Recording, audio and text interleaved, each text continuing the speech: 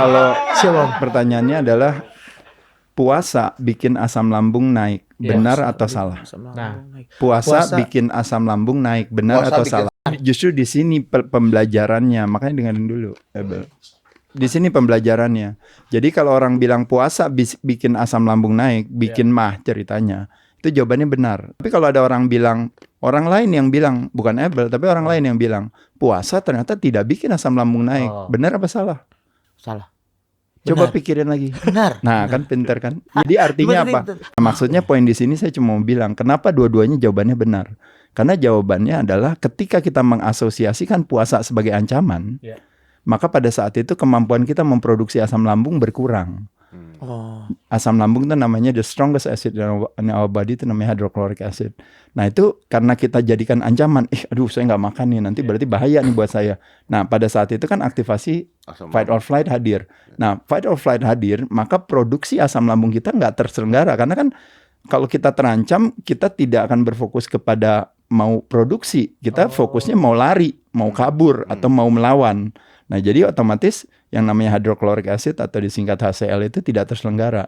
Nah tujuannya HCl adalah apa? Kalau produksi asam lambung kita cukup, maka si katup daripada pipa makanan kita tuh namanya esofagus. Itu dia nggak kebuka.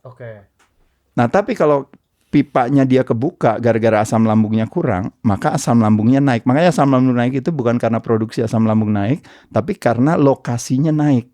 Naik ke atas. Makanya kenapa disebut acid reflux, makanya disebut GERD.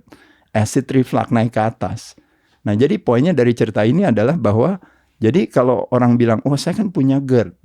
Nah, ketika dia bilang punya GERD, terus gimana saya puasa atau enggak? Nah, enggak ada hubungannya di sana. Tergantung daripada kita mau mengasosiasikan puasa sebagai penguatan hati atau pelemahan. Contoh, misalnya, bagi kaum muslimin dan muslimah di bulan Ramadan, puasa itu menguatkan hati. Benar. Jadi nggak ada cerita tiba-tiba ada orang muslim bilang bahwa saya, Mas Ade, kalau di bulan Ramadan saya nggak pernah bisa puasa. Kenapa? Karena saya ada masalah dengan asam lambung. Ada nggak kira-kira yang ngomong gitu? Nggak ada, karena semua asosiasi menguatkan hati.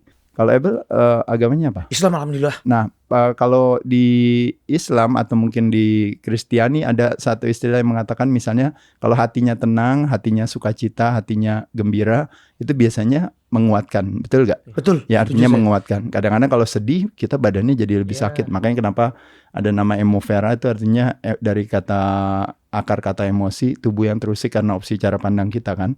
Nah jadi makanya hati-hati dengan persepsi kita.